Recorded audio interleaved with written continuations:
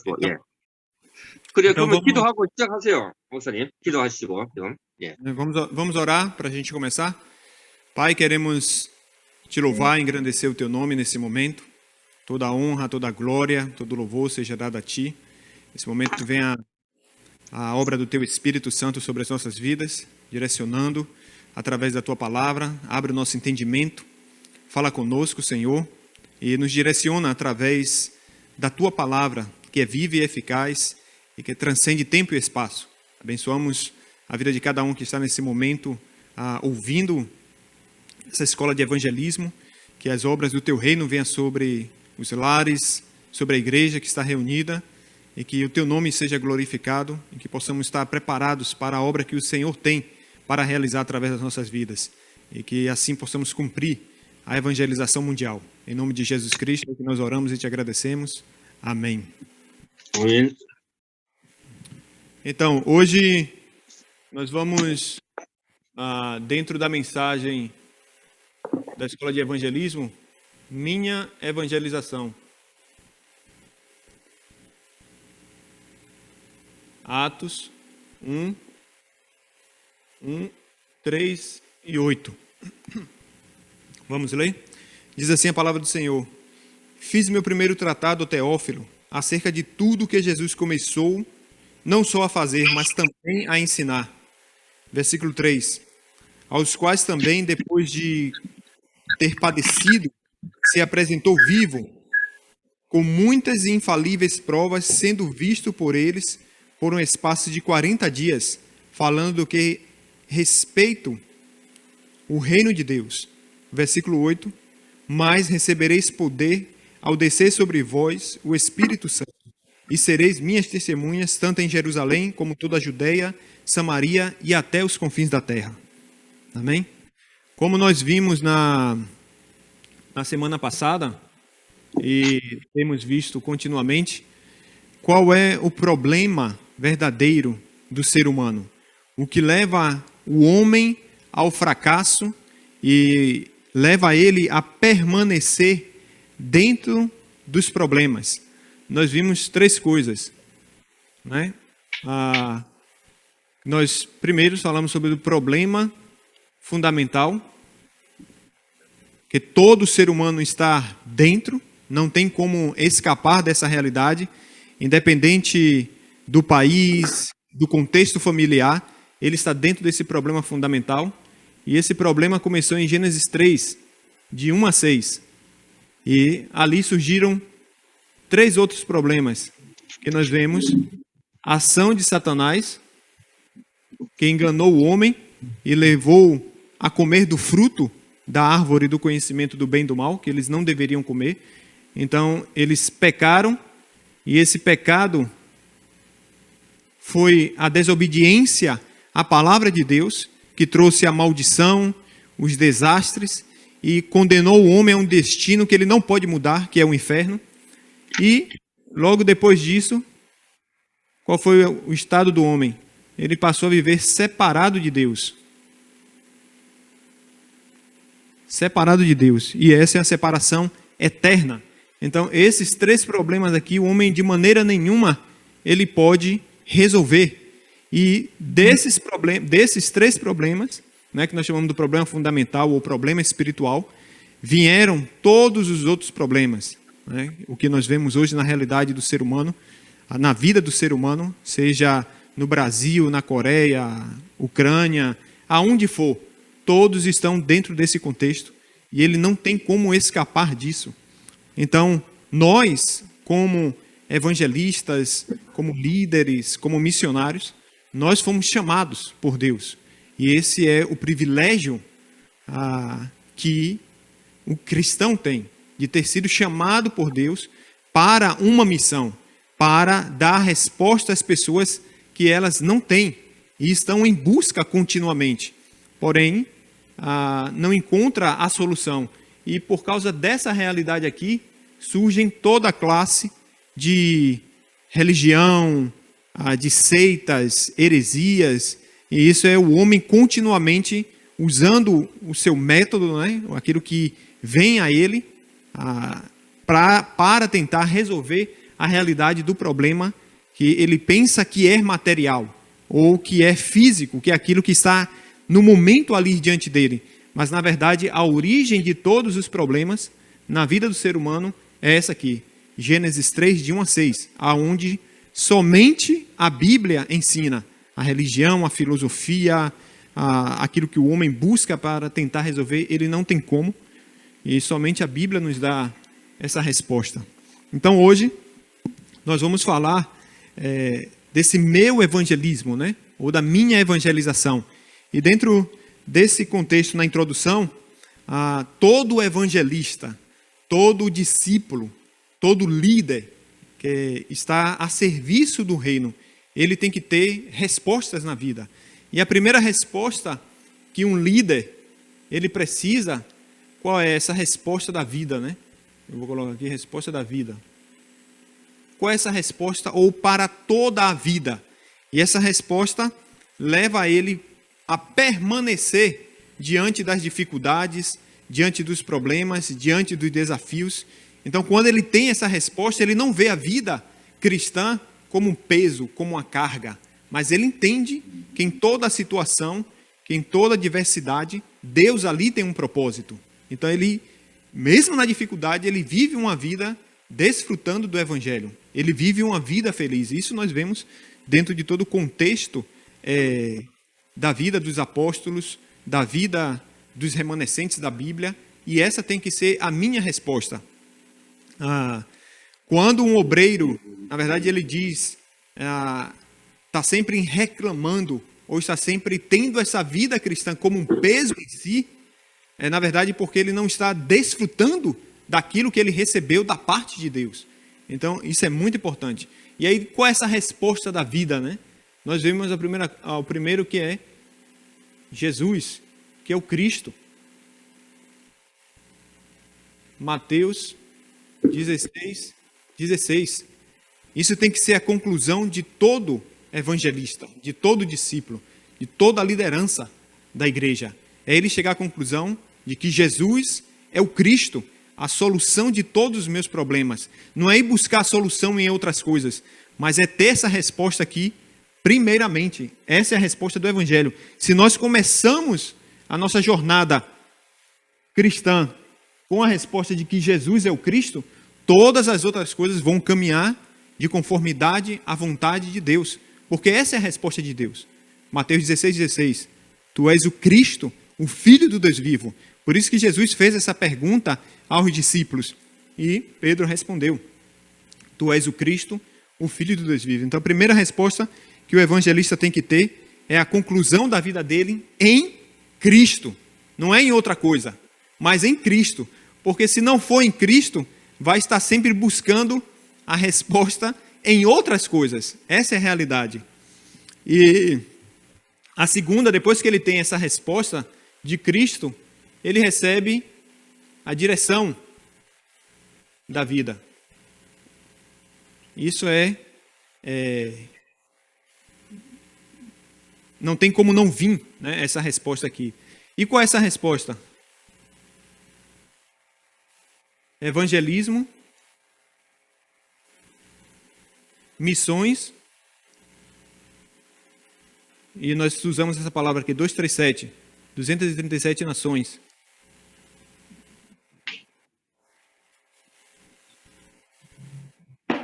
Então, quando tem essa resposta, vem a direção da nossa vida. Qual a direção da vida do cristão? Evangelismo, missões e a evangelização mundial. E dentro dessa evangelização mundial, tem 5.000 campos que ainda tem mais de 5.000, né? Mas nós usamos os 5.000 como número. Mas há muitos campos, né? Tribos, povos, línguas que ainda não receberam o evangelho. Então, a direção da vida da igreja, a direção da vida de uma família em Cristo, a direção da vida de um discípulo é essa: evangelismo, missões e a evangelização mundial. Dentro disso aqui, nós nos movemos, trabalhamos, estudamos, criamos os nossos filhos, vivemos a nossa vida, mas sempre nessa direção. no trabalho, na escola, né? A direção da igreja tem que ser essa: evangelismo, missões e a evangelização mundial. Se não for isso aqui, vamos estar sempre buscando outras coisas para colocar como objetivo na vida. Mas isso é o que a Bíblia nos mostra muito claramente acerca da vontade do Senhor. Então aqui nós podemos ver qual é essa resposta aqui. É Atos 1:3. O Senhor Jesus passou 40 dias falando acerca do reino de Deus para os discípulos. Então, o que é o reino de Deus? Se não, evangelismo, missões e evangelização mundial. Correto? Essa é a direção do reino de Deus. E aqui é Atos 1:1. Tudo que Jesus começou a fazer e a ensinar.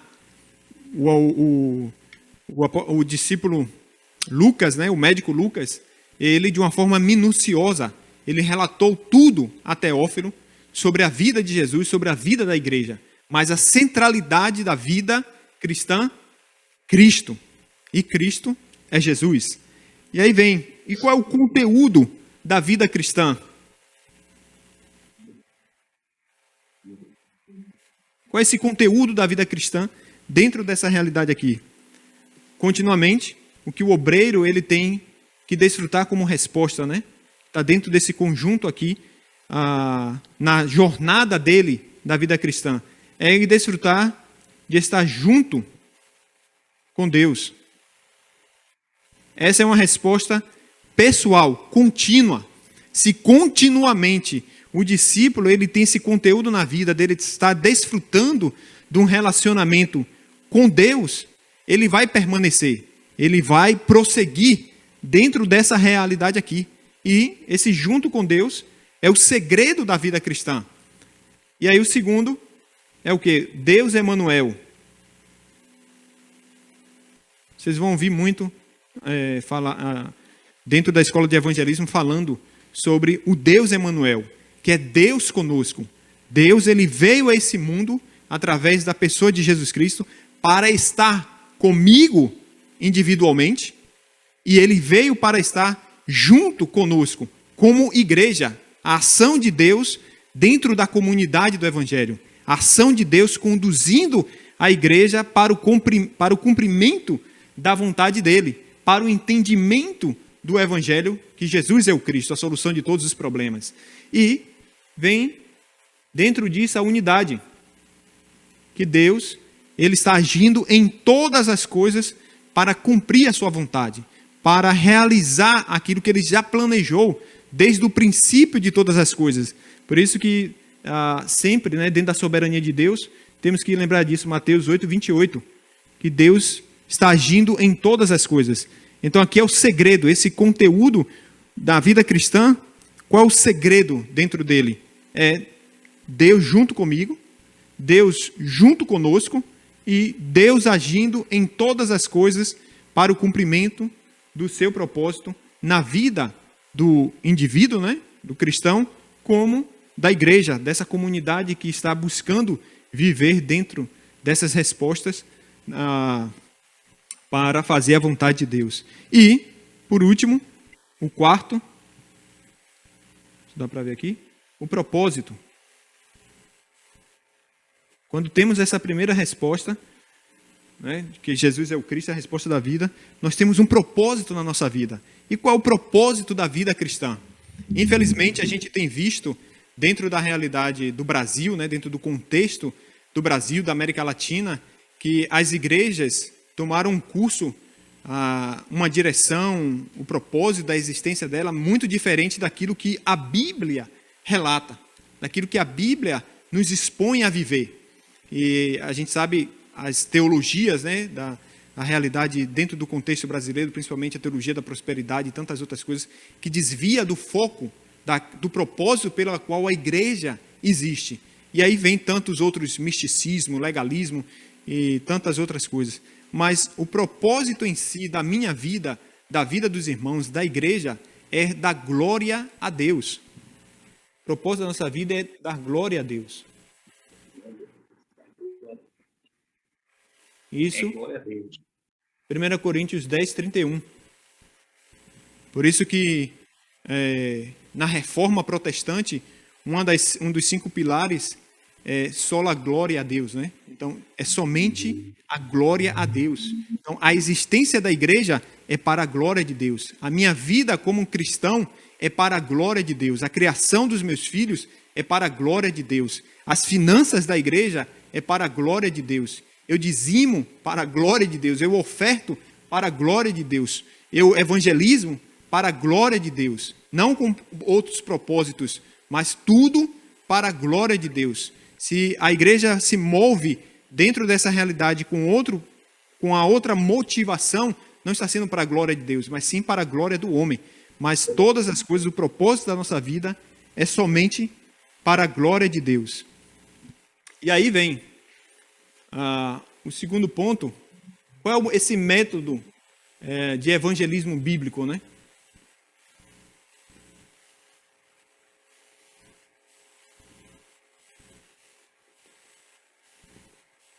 Qual é o método de evangelismo bíblico? Na primeira mensagem, nós ouvimos através do pastor Parque os 5 pilares do nosso movimento, né? Do movimento do cenáculo. E dentro do contexto do livro de Atos. Então eu vou estar falando mais uma vez, de uma forma resumida, do método bíblico que nós vemos através da palavra de Deus e que ajuda o discípulo a se mover nesse campo onde ele está, a ele dar frutos no campo onde ele está, independente da realidade desse campo. E isso nós vemos tanto no Antigo Testamento como no Novo Testamento, esse método bíblico para a evangelização, para cumprir o plano de Deus. O primeiro nós chamamos de cenáculo.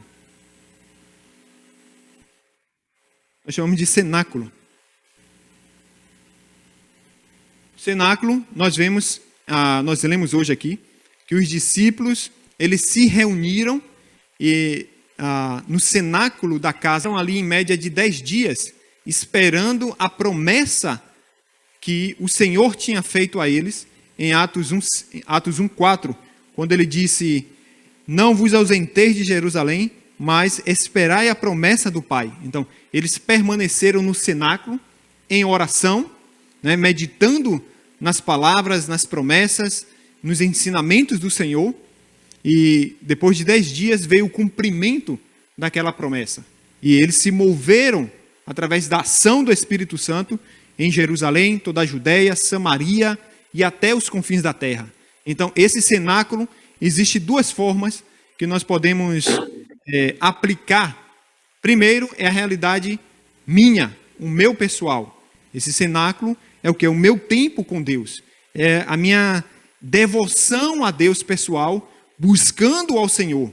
Então, diante dele, meditando, orando, louvando, eu estou avivando a minha vida. Eu estou avivando esse eu que Deus criou para estar com ele.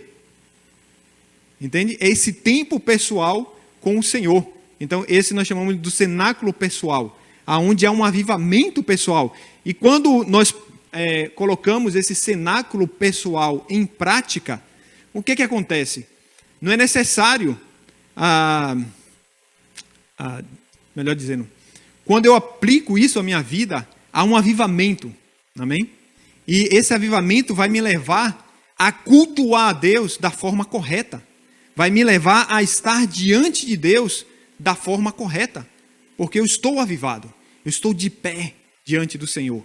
Em todas as circunstâncias que surgirem diante de mim, eu vou saber aonde eu estou e como eu devo lidar com aquela realidade. Por quê? Porque eu já estou fazendo previamente minha tarefa de casa. Eu estou no cenáculo diante de Deus, renovando a minha vida, meditando na palavra, me derramando diante do Senhor e me instruindo com as ferramentas que nós temos através da palavra. Então, quando o crente ele desfruta disso e ele vai na igreja, ele recebe a palavra, ele recebe a mensagem de Deus, ele louva, a mente dele está concentrada ali no culto. Por quê? porque antecipadamente ele já está desfrutando disso semanalmente, orando, meditando, louvando em um determinado tempo, seja pela manhã, seja à tarde ou seja à noite. E aí vem um outro cenáculo, que é o cenáculo no campo.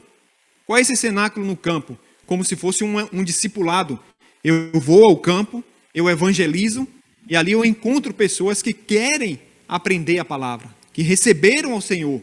Então ali eu começo esse discipulado com essa pessoa que nós chamamos de cenáculo, de 2 a 2. Eu começo a instruir essa pessoa dentro da palavra de Deus, dando a ela esse entendimento aqui. Conecta uma coisa com a outra. Esse é o entendimento que nós temos que dar como base ao cristão, né? Ao novo cristão, para que ele esteja firmado e entenda qual é o propósito dessa jornada, dessa nova vida em Cristo Jesus. Então, 2 cenáculos, né? O pessoal, vou colocar aqui o pessoal, e o de campo, ok? O campo é eu ir encontrar o discípulo e começar esse cenáculo com ele em um determinado dia, um determinado horário, mas nutrir esse novo crente. E aí, daqui vem o segundo, que é a bênção. Nós chamamos da bênção do encontro. Ou ministério de equipe.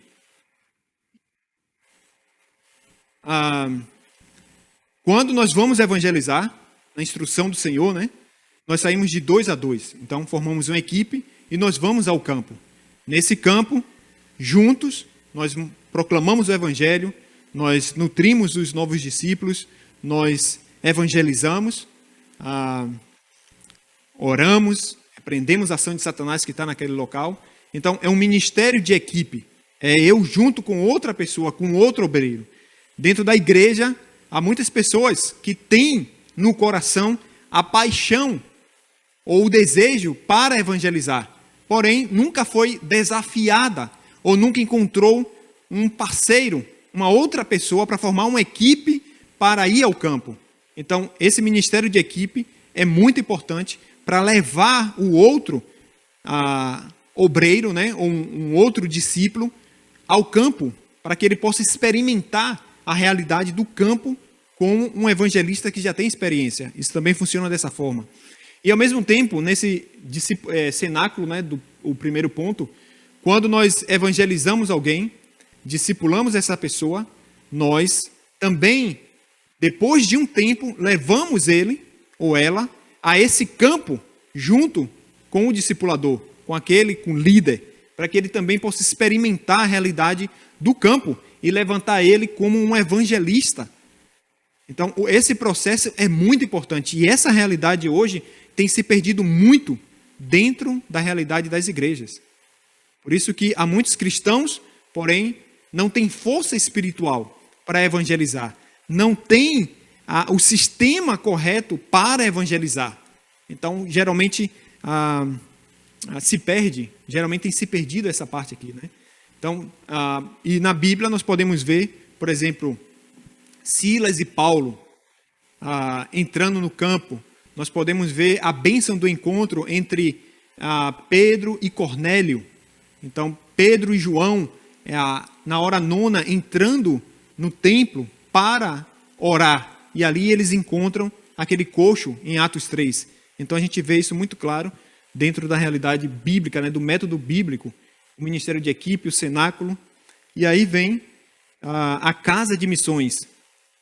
O que é essa casa de missões? Essa casa de missões é aonde a minha casa, o meu lar, ele se torna esse lugar da presença de Deus. Ele torna-se esse lugar para se treinar discípulos. Ele torna esse lugar para nutrir discípulos. Então, o vizinho vem à minha casa, ali já é uma oportunidade de se transmitir o evangelho de uma forma simples, em um tempo curto. Se você tem a mensagem organizada da cruz, que nós compartilhamos na semana passada, é muito fácil compartilhar o evangelho e dar a resposta que as pessoas precisam. E aí vem essa casa de missões, é onde eu levanto a próxima geração, os filhos, dentro do culto no lar, dentro de um tempo de meditação na palavra, dentro de um tempo que eu faça com que ele entenda o plano de Deus para a família, para a vida dele e entenda a aliança que Deus nos deu.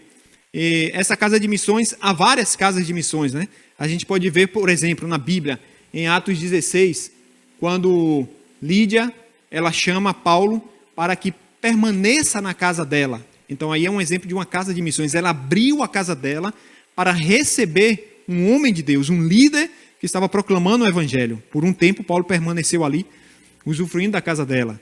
E aquela casa se tornou, no futuro, uma igreja, dentro da realidade de Filipos, né?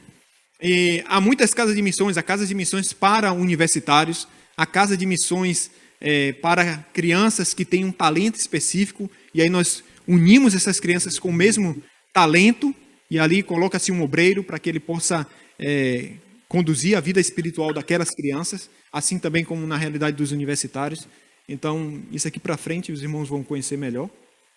O quarto é o quê? A igreja especializada. Essa igreja especializada é o contexto dentro de quê? Dentro do contexto da igreja, primeiro, a igreja está dividida, né, em faixas etárias de idades, né? As crianças, os adolescentes, os jovens, os casais. Porém, dentro dessa igreja especializada, tem que haver uma unidade. E essa unidade é essa resposta que todos têm que ter. Então, toda a igreja se move, né, através da mensagem, da palavra, né, dos líderes, com o mesmo entendimento, para que todos possam seguir a direção da Bíblia e cumprir a vontade de Deus.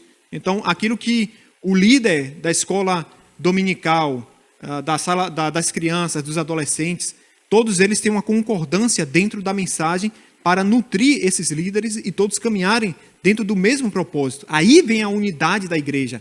Aí vem o mover da igreja em uma direção única. E essa igreja especializada também, fora, né, da realidade da igreja, né, do contexto da igreja, nós temos os profissionais, por exemplo, os médicos. Então, se na igreja tem um médico, 2 médicos, ali nós já fazemos uma igreja especializada com ele, no sentido, o seu campo, você está comissionado a alcançar outros médicos. Tem os advogados ou tem um professor. Então, essa aí é uma realidade de uma igreja especializada, ou um ministério especializado fora da igreja, onde ele tem a missão de alcançar aquele campo onde ele está. Porque Deus o chamou dentro daquela profissão, o capacitou com um propósito de proclamar Cristo, de fazer evangelismo, missões e evangelização mundial, através daquela profissão que ele está exercendo naquele momento. Então, essa é a igreja especializada, e nós vemos isso, por exemplo, Áquila e Priscila eram fazedores de tendas, tiveram um encontro com Paulo, e eles colocaram a profissão deles em prol do reino. Então, aí vem o ministério de empresários também, dessa forma é formado dentro do nosso ministério, dentro do cenáculo, né? E vem a outra resposta, que é a igreja regional. Que é a igreja regional? Esse primeiro cenáculo, esse primeiro ponto, o cenáculo, a igreja se move para evangelizar, né? E ali encontra discípulos em determinado campo, discipula eles, e tem 2, 3 pessoas num campo novo, evangelizando, discipulando esses 3 novos discípulos. Uma vez na semana, reúne eles nesse local, né, que não é na igreja, mas é fora, em outra região, e ali faz um culto com esses novos discípulos. Dali está se formando a igreja regional, em outra região. E essa igreja funciona também para mover-se dentro do evangelismo naquela região. Então, dentro do contexto da reunião do culto, também está transmitindo essa mesma direção, a evangelização dessa região. Então, aqueles novos discípulos estão sendo nutridos com o evangelho para se tornarem evangelistas no próprio campo onde eles estão. Então, a igreja regional ela é levantada para salvar a região em determinado lugar. Então, por exemplo, na igreja, né, nós temos os presbíteros, ou nós temos os diáconos, e esses diáconos estão em diferentes regiões. Dentro disso, nós orientamos a eles, instruímos, né, são treinados para que no local onde ele está, ou na região onde ele vive, ali ele está desafiado a iniciar essa igreja regional, a fazer esse movimento aqui que nós estamos falando, né? Esses 5 básicos aqui do método evangelístico. E era onde Paulo ia, ele estabelecia essas igrejas, né? Então, aí nós vemos a igreja de Coríntios, a igreja de Filipos, Tessalônica. Então, essas são as igrejas regionais e dali se tornaram igrejas que influenciaram o mundo também. E aí vem o terceiro ponto, nós já estamos para terminar.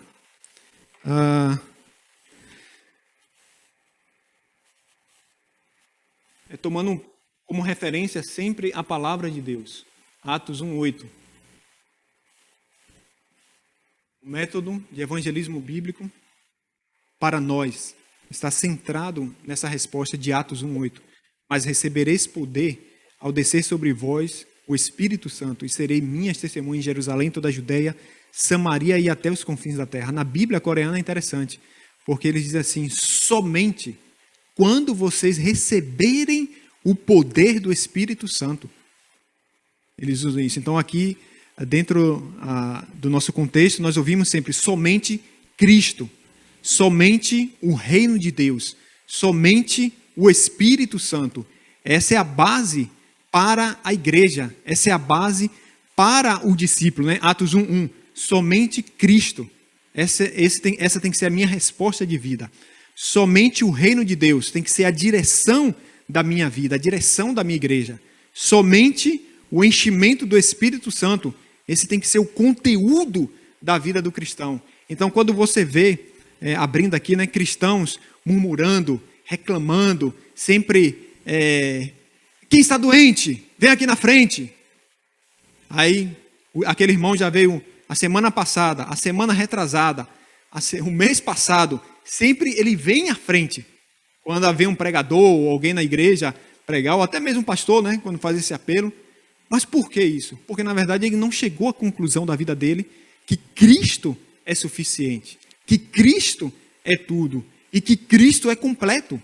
Ele não chegou a essa conclusão ainda. Ele está ainda ali conhecendo o Evangelho ou tentando conhecer o Evangelho na própria mentalidade dele, no próprio nível dele.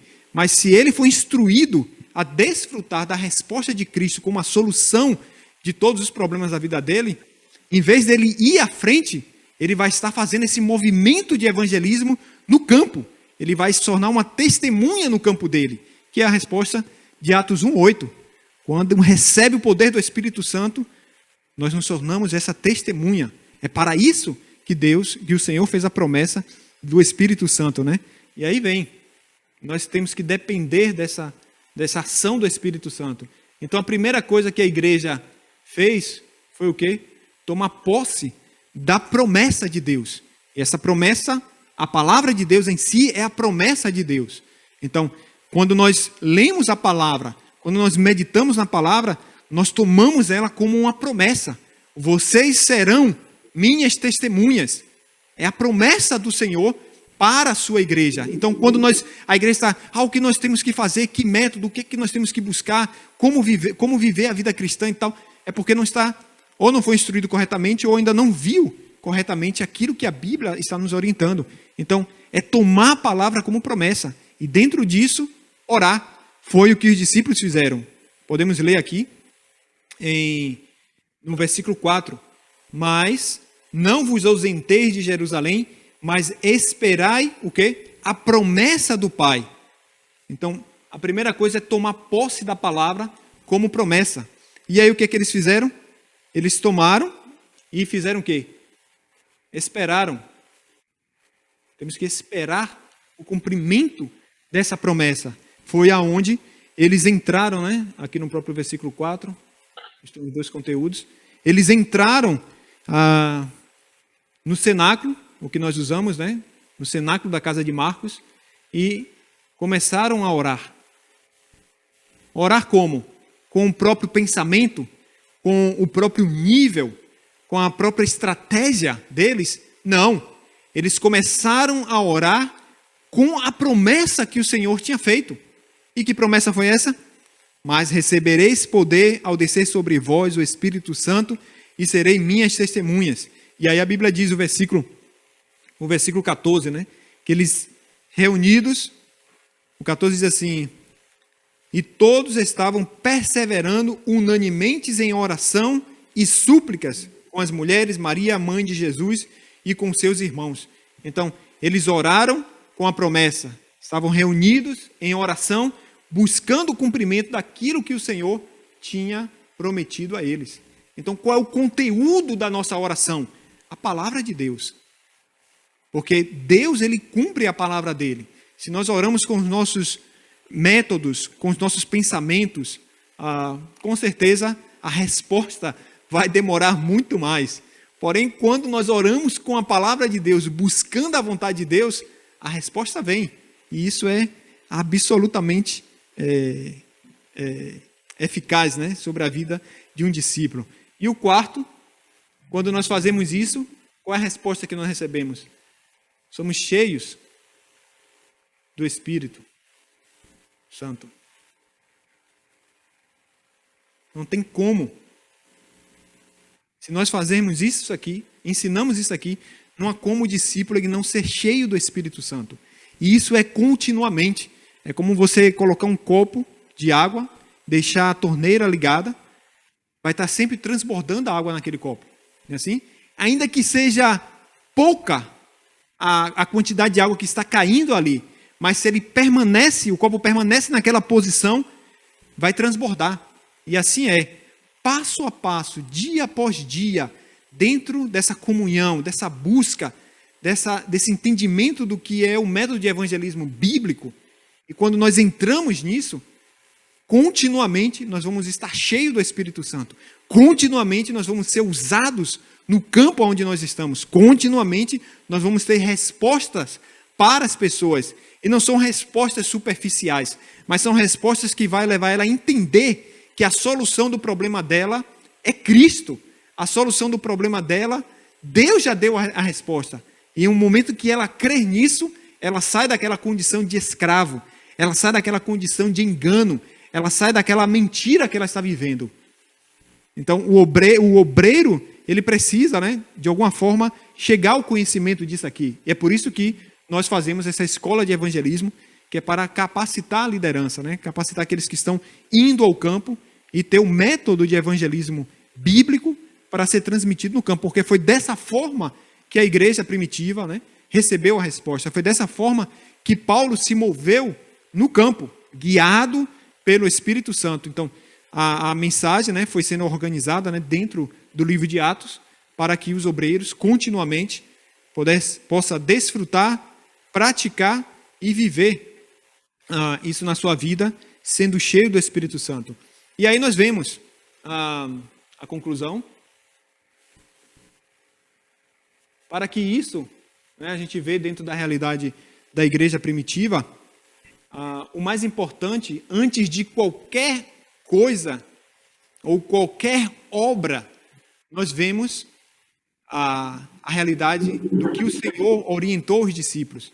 Se a gente olhar para a igreja primitiva, né, os milagres, as obras que ocorreram, os campos que foram abertos, né, ao ponto de chegar uma nação pagã se pronunciar como cristã, Roma, e tantas outras cidades que foram evangelizadas quando Paulo avançava, Atos 13, Atos 16, Atos 19, como Deus foi movendo ele com o poder do Espírito Santo, tendo a bênção do encontro, levantando os discípulos, estabelecendo igrejas, avançando, levantando líderes que passaram a apoiar a vida de Paulo dentro do ministério, porque viram o valor daquele homem que estava proclamando o evangelho, libertando os cativos, entrando em campos onde o evangelho nunca tinha sido proclamado. A primeira coisa que eles fizeram foi o quê? A oração. Eles entraram em oração constante.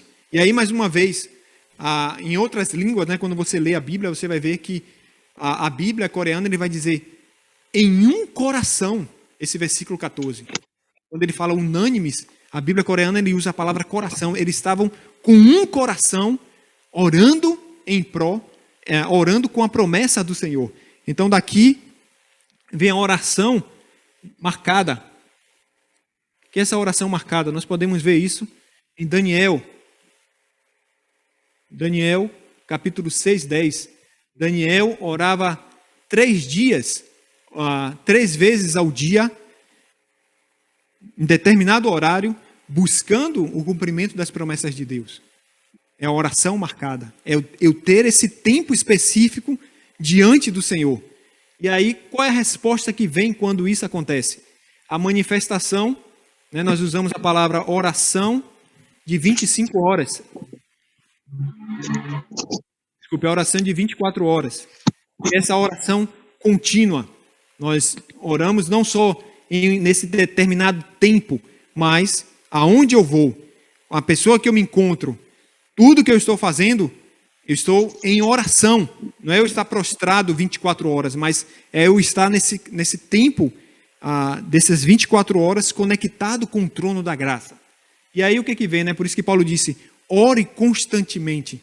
E aí vem a resposta da oração de 25 horas. O que é essa oração de 25 horas? É a manifestação do poder de Deus. É o trono de Deus se movendo, o poder do trono de Deus se movendo a esse mundo. E só quem pode fazer isso são os obreiros, são os líderes. É um discípulo que está dentro dessa resposta, que entende quem Jesus é, entende qual é a direção da vida dele, entende qual é o conteúdo da vida dele e sabe qual é o propósito da sua vida. Então, essa é a manifestação do poder. E aí vem Daniel, por exemplo.